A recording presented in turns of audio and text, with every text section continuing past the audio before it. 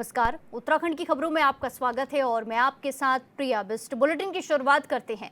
उत्तराखंड मुक्त विश्वविद्यालय का 10वां दीक्षांत समारोह आयोजित किया गया।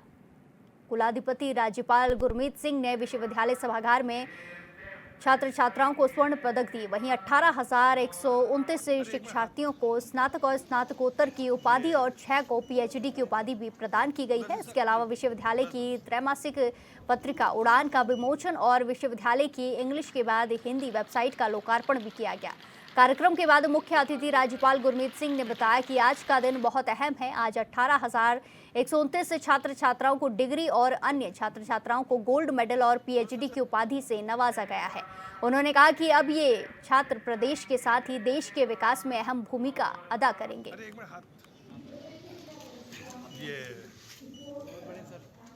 आपने बहुत सुंदर प्रश्न किया है।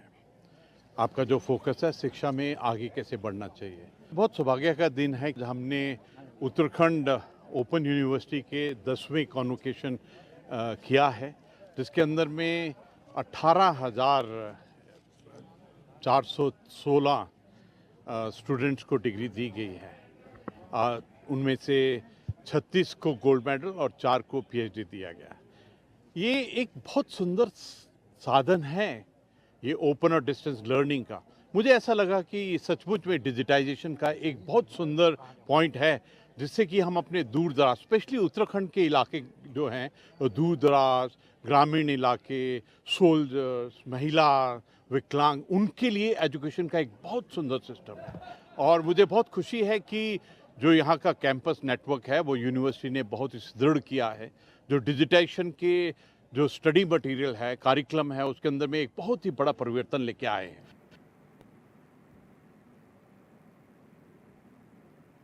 देहरादून में स्वामी विवेकानंद जी की जयंती पर स्वदेशी संकल्प दौड़ का सीएम धामी ने फ्लैग ऑफ किया। इस मौके पर मीडिया से बातचीत करते हुए सीएम धामी ने कहा कि स्वामी विवेकानंद जी की युवाओं के लिए प्रेरणा स्रोत है। आज भारत दुनिया का सबसे युवा देश है। प्रधानमंत्री नरेंद्र मोदी के नेतृत्व में युवाओं को अनेक नवाचार के अवसर मिल रहे हैं।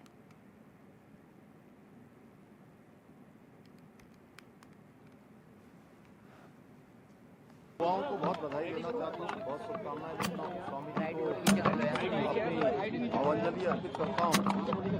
और स्वामी विवेकानंद जी युवाओं के प्रेरणा स्रोत हैं। उनकी प्रेरणा से आज भारत भी, हमारा देश भी आज दुनिया का सबसे युवा देश है। जहाँ की 65% आबादी 42 वर्ष से कम के लोगों की है और दुनिया के सबसे युवा देशों में से भारत हमारा एक देश है।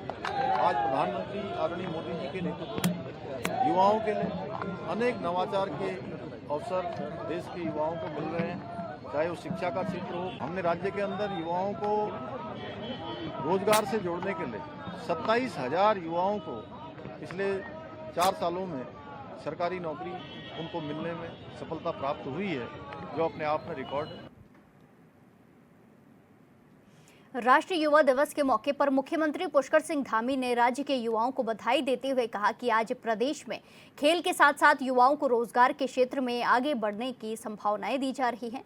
कैबिनेट मंत्री रेखा आर्य ने कहा कि प्रधानमंत्री नरेंद्र मोदी के मार्गदर्शन में इस दिशा में कई कार्य हो रहे हैं। सीएम धामी ने कहा कि आज 27,000 से ज्यादा युवाओं को रोजगार से जोड़ा जा चुका है। खेल के क्षेत्र में भी राज्य के अंदर अंतर्राष्ट्रीय सुविधाएं दी जा रही हैं। राज्य के अंदर नौजवानों को आगे बढ़ने के लिए संकल्पबद्ध हैं।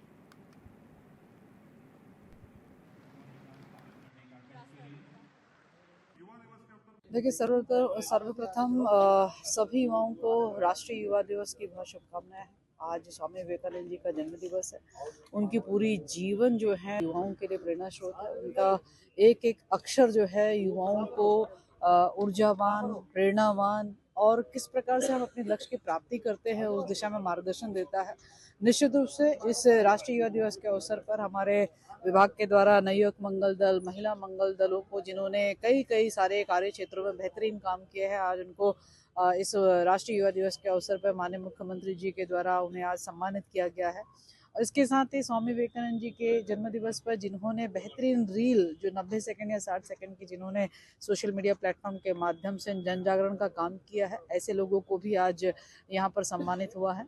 मैं समझती हूँ कि लगातार सरकार की ओर से हो, माननीय मुख्यमंत्री जी की ओर से हो, विभाग की ओर से हो, ये सतत कोशिश है कि हमारे युवाओं को जो है स्वरोजगार से लेकर आत्मनिर्भरता से लेकर स्पोर्ट्स से लेकर हर प्रकार से उनको हम सहयोग दे पाए, उसके लिए हम तत्परता के साथ काम कर रहे हैं।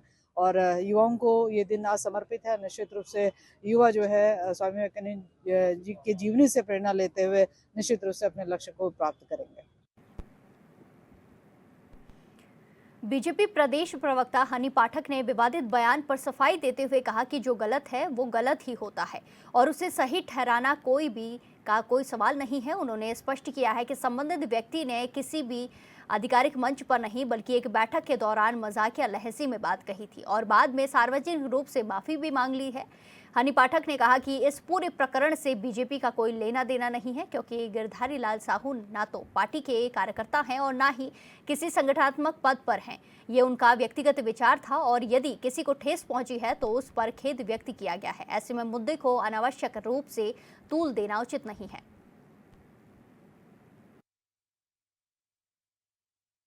देखिए, जो गलत है वो गलत ही होता है।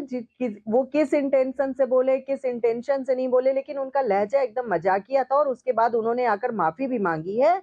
और भारतीय जनता पार्टी का इससे किसी भी प्रकार का लेना देना इसलिए नहीं है क्योंकि गिरधारी लाल साहू जी ने ना तो कोई भी संविधान की शपथ ली है, न तो वो हमारे किसी प्रकार के कार्यकर्ता के रूप में जाने जाते हैं, ना वो भारतीय जनता पार्टी संगठन के किसी भी पद पर हैं।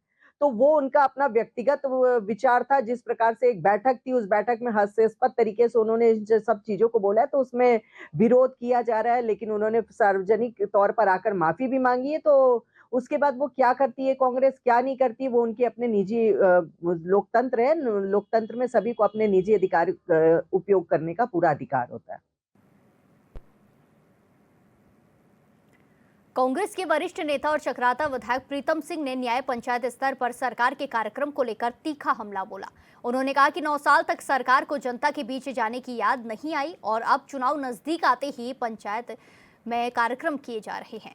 प्रीतम सिंह ने प्रदेश में कानून व्यवस्था को ध्वस्त बताते हुए महिलाओं के खिलाफ बढ़ते अपराध, महंगाई, किसानों की आय दुगनी न होने और भ्रष्टाचार के आरोप लगाए। उन्होंने कहा कि खनन, शराब और भू माफिया सरकार चला रहे हैं।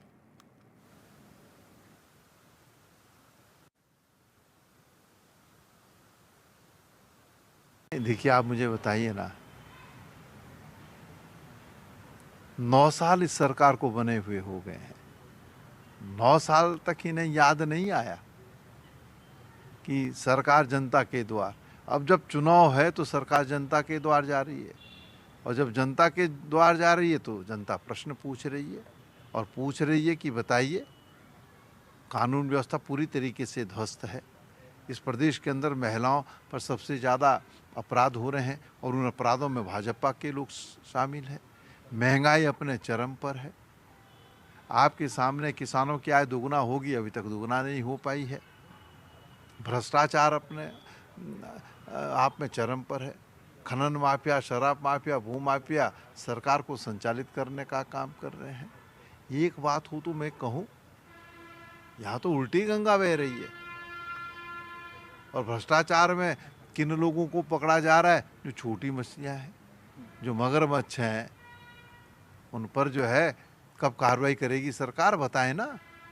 ये सिंगल विंडो सिस्टम का जो खेल इस प्रदेश के अंदर खेला जा रहा है, उत्तराखंड के लोग इसे देख रहे हैं। इसी के साथ खबरों में आगे बढ़ते हैं। महिला कांग्रेस की प्रदेश अध्यक्ष ज्योति रौतेला ने आरोप लगाए हैं कि गिरधारी लाल साहू के कथित आपत्तिजनक बयान के विरोध में जब वो डालनवाला थाने पहुंची तो पुलिस ने उनके साथ जबरदस्ती की।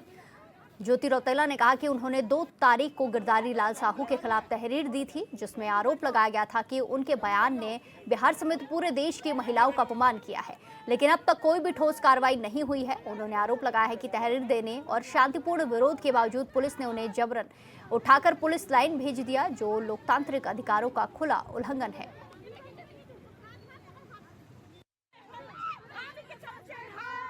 एक मिनट देखिए इस प्रदेश में मैं बोलती हूँ कि इससे बुरा वक्त कभी नहीं आ सकता कि महिलाओं के अधिकार की, महिलाओं के सम्मान की लड़ाई लड़ने के लिए एफआईआर दर्ज कराने आए और आज ये पुलिस हमारे ऊपर बल प्रयोग कर रही है, हमारे महिलाओं के कपड़े फाड़ रही है, हम लोगों को जोर जबरदस्ती उठा रही है।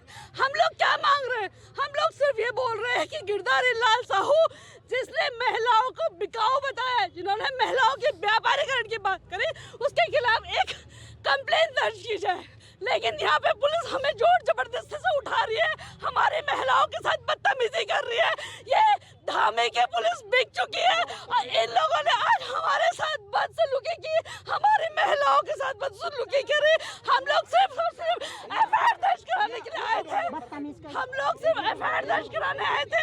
जिस तरीके से पुलिस आज हमारे ऊपर बल प्रयोग कर रही है, ऐसे तो इन्होंने आतंकवादी और क्रिमिनल्स पे नहीं करे। इसी पुलिस प्रशासन की वजह से कल हमारे प्रदेश में अपनी जान दी। और अगर ये हालत है तो हम भी अपनी जान लेने को तैयार है। अगर इस देश की पुलिस हमारे साथ अपना रही है तो। इसी के साथ खबरों में आगे बढ़ते हैं। चंपावत हुए मनरेगा योजना में बदलाव से आक्रोशित कांग्रेसियों ने कांग्रेस जिला कार्यालय अध्यक्ष चिराग फरत्याल के नेतृत्व में जोरदार प्रदर्शन किया और बीजेपी सरकार पर निशाना साधा।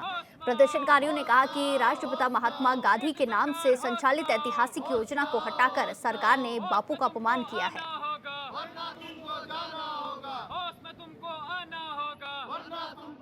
सरकार द्वारा एक ये जो मनरेगा को लेके जो कानून बनाया गया है वो बहुत ही चिंताजनक है। हमारा ग्रामीण एरियाओं में बहुत सारे परिवार ऐसे हैं जो मनरेगा को लेके ही उसी पे निर्भर करते हैं। और दूसरी बात, भारतीय जनता पार्टी ने जो कानून निकाले, भले ही वो नोटबंदी का हो, उसके बाद हमारा अग्निवीर हो और अभी जीएसटी हो, सारे हमारे किसान, व्यापारी, हमारे नौजवान साथी, अभी हमारा मजदूर, सबको इन्होंने शोषण करने का काम किया है। तो अभी ये जो मनरेगा जो केंद्र सरकार द्वारा, हमारी कांग्रेस पार्टी द्वारा ये जो मनरेगा योजना बनाई गई थी, उसको ख़त्म करने के लिए इनके द्वारा उसका नाम बदलने का काम किया गया है, जो कि बहुत चिंताजनक है। और आने वाले समय में मुझे लगता है कि इस मनरेगा योजना को ये धीरे धीरे ख़त्म करने का काम कर रहे हैं, जिससे हमारा ग्रामीण क्षेत्र में जो मजदूरी करते हैं जो लोग, उन लोगों को इसका काफ़ी खामियाजा भुगतना पड़ेगा।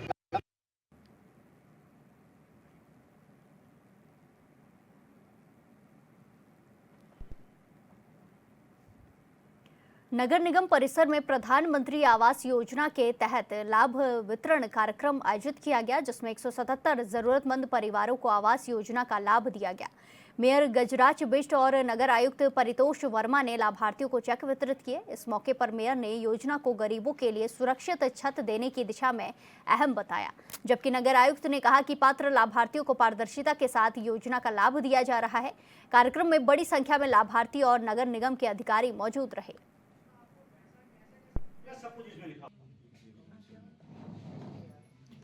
प्रधानमंत्री आवास योजना शहरी जो सेकंड जो प्रारंभ हुई है, उसके तहत आज हल्द्वानी निगम को निगम में निवास करने वाले 177 लोगों को जो उनका पास हुआ है, उनको हम प्रमाण पत्र भी दे रहे हैं। उनको पहली किस्त भी आज हम यहाँ से जारी कर रहे हैं। माननीय मोदी जी का सपना था 2014 से ही, यदि आप जाएंगे देखेंगे तो 2014 को जो उनका पहला भाषण था, माननीय मोदी जी ने उसी भाषण में कहा था कि मैं प्रत्येक गरीब परिवार के घर में शौचालय देखना चाहता हूं और जो झोपड़ी में रह रहे हैं उनका एक पक्का मकान देखना चाहता हूं।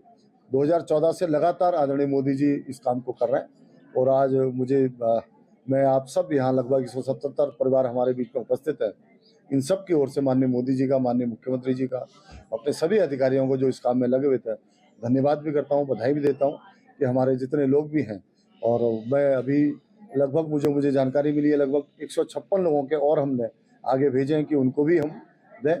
और मेरा भी मन है, मेरी भी इच्छा है कि मेरे शहर में कम से कम कोई भी झोपड़ी में न रहे और मकान में रहे। ये हम सब की इच्छा है, ये सरकार की भी इच्छा है, उसको आज हम पूरा करने जा रहे हैं।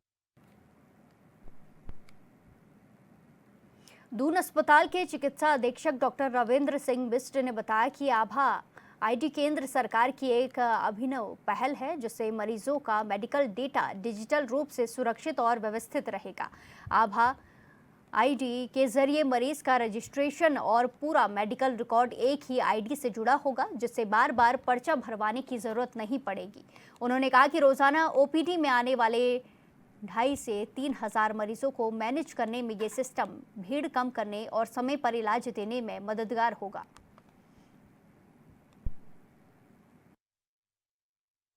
देखिए, ये एक गवर्नमेंट के द्वारा चलाया गया एक बहुत ही इनोवेटिव तरीका है, जो कि हम अपना मेडिकल डेटा को मैनेज करने के लिए पेशेंट के इसमें होना क्या है कि एक आभा आईडी के थ्रू सबका रजिस्ट्रेशन बनेगा।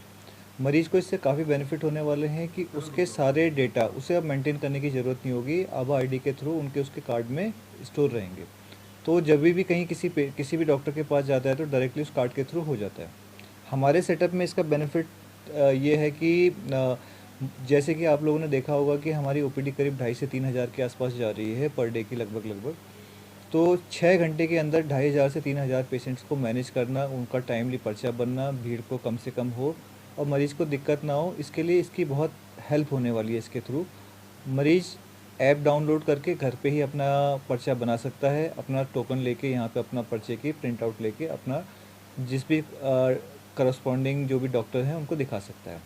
शुरू में थोड़ी दिक्कत ये आती है कि इसमें 2-3 डॉक्यूमेंट की ज़रूरत होती है। आपका वैलिडेटेड फ़ोन नंबर की ज़रूरत होती है और आधार कार्ड की ज़रूरत होती है। तो जब शुरू में जैसे पेशेंट आ रहे हैं तो काफ़ी सारे पेशेंट के पास आधार कार्ड नहीं रहते या वैलिडेटेड नंबर नहीं है, तो कोई बात नहीं, उससे फ़र्क नहीं पड़ता क्योंकि हमारे पास अभी दोनों सिस्टम चल रहे हैं। हरिद्वार में जनता की समस्याओं का त्वरित निराकरण करने के उद्देश्य से जिला कार्यालय सभागार में जन सुनवाई कार्यक्रम आयोजित किया गया, जिसमें कई विभागों से संबंधित 50 से ज्यादा शिकायतों की सुनवाई हुई। इस दौरान अपर जिलाधिकारी ने प्रशासन से संबंधित अधिकारियों को समस्याओं के जल्द से जल्द निस्तारण के निर्देश दिए।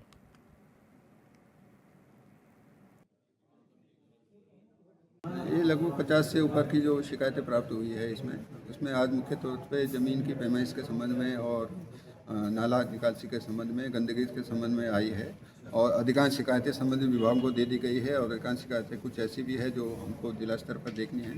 उसमें सभी विभागीय अधिकारियों को निर्देशित कर दिया गया है और सीएम हेल्पलाइन की जो मेरे पास 3,000 एप्लीकेशन पेंडिंग है उसके लिए सबको निर्देशित किया गया है। इसको 1 सप्ताह के अंदर माननीय मुख्यमंत्री जी की बीसी होने वाली है, उससे पहले उसको 1,500 के आसपास लाना सुनिश्चित करेंगे। सभी विभागों को उसमें निर्देश कर दिए गए। ठीक है, धन्यवाद। नैनीताल जिले के धारी ब्लॉक के खुटियाखाल गांव में एक महिला पर तेंदुए ने हमला कर दिया। आपको बता दें कि महिला खेत में काम कर रही थी, तभी नजदीक घात लगाए तेंदुए ने अचानक हमला कर दिया और उसे जंगल में घसीट ले गया। परिजनों और ग्रामीणों ने तलाश की तो जंगल में महिला का शव मिला। इस घटना से इलाके में दहशत का माहौल बना हुआ है। वहीं क्षेत्र विधायक राम सिंह कैडा ने मौके पर पहुंचकर आदमखोर तेंदुए को मारने के लिए आदेश जारी करने और प्राइवेट शिकारी बुलाने की बात कही है। साथ ही वन विभाग ने प्रभावित क्षेत्रों के लिए एडवाइजरी जारी करते हुए कहा है कि जंगल में हमेशा झुंड बनाकर जाएं।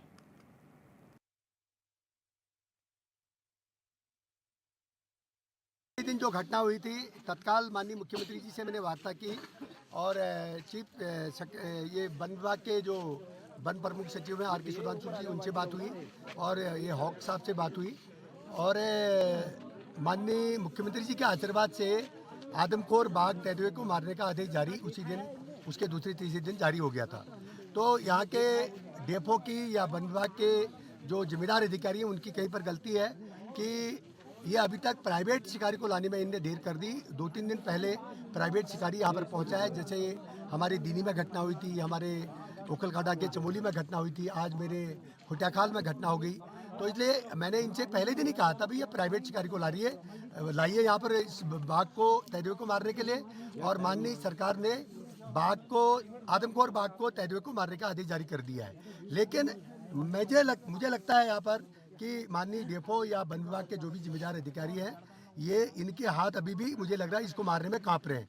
जब इनके हाथ कांप रहे थे, क्योंकि मुझे लगता है कि ये इंसान से ज़्यादा इस बाघ को प्यार कर रहे हैं। भाई इंसान से बड़ा क्या हो सकता है?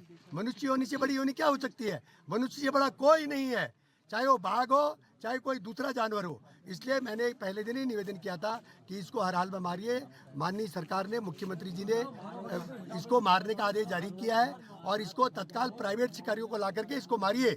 देख सकते हैं कि धारी में जो वन क्षेत्र है बहुत बड़ा है और ये ऐसे रिजेस में और वैलीज़ में ऐसे पूरा जॉइंट है। तो जैसे अगर बाघ यहाँ दिखता है तो यहाँ से ट्रैवल करते हुए उधर भी चले जाता है। तो पिछले विगत दिनों से जितनी घटनाएं हुई हैं तब से वन विभाग लगा हुआ है। दिन रात वो लोग वो कर रहे हैं, उसके पीछे ना बाघ का पीछा, गुलदार का पीछा कर रहे हैं और तो उसको ट्रैप करने की कोशिश की जा रही है। एक उन्होंने अभी पकड़ा भी था। इसी क्रम में जो डीएम सर है उन्होंने आपदा निधि में गाँव वालों के लिए चारे की व्यवस्था फॉरेस्ट विभाग कर पाए तो उनको आपदा निधि में पैसा दिया था। तो चारे की व्यवस्था भी प्रशासन द्वारा की जा रही है और इसी क्रम में फॉरेस्ट विभाग ज़्यादा अलग अलग जगह पे पिंजड़े भी लगाए जा रहे हैं। ये दुखद घटना है और हम लोग कोशिश कर रहे हैं, आज भी फॉरेस्ट विभाग वाले वहीं पे मचान बना रहे हैं और शायद शाम तक वो लोग बाघ को ट्रैंक्लाइज भी कर लेंगे। अब ये देखें ना, हम लोग जैसे गाँव में रहते हैं तो गाँव और जंगल का बहुत घनिष्ठ एक संबंध होता है, क्योंकि किसी को अगर पानी लेने जाना है, कई बार क्या होते हैं जो गधेरे होती हैं, नदियाँ होती हैं, जंगल के बीच में से बहती हैं, तो कई लोग पानी भरने जाते हैं। कई बार जो हमारे मवेशी होते हैं, हमारे गाय होती है, उनके चारा लेने के लिए लोगों को जाना पड़ता है और कई बार जंगल में से कुछ लोग कुछ सामान लाते हैं, उसको बेचते हैं, तो उससे आजीविका भी जुड़ी है। तो हमने बोला है कि आप जंगल में बिल्कुल अंधेरे के टाइम ना जाएँ और टाइम भी सावधानी रखें, लेकिन लोग फिर भी जाते हैं क्योंकि अब पानी का है, चारे का है, तो उन लोगों की भी गलती नहीं है, उनको जाना पड़ता है। लेकिन हमने आगाह कर दिया है कि जहाँ जहाँ पे बाघ दिखे तो उस टाइम तो बिल्कुल। इस बुलेटिन में फिलहाल के लिए इतना ही। बाकी तमाम खबरों के लिए देखते रहिए HNN 24/7। नमस्कार।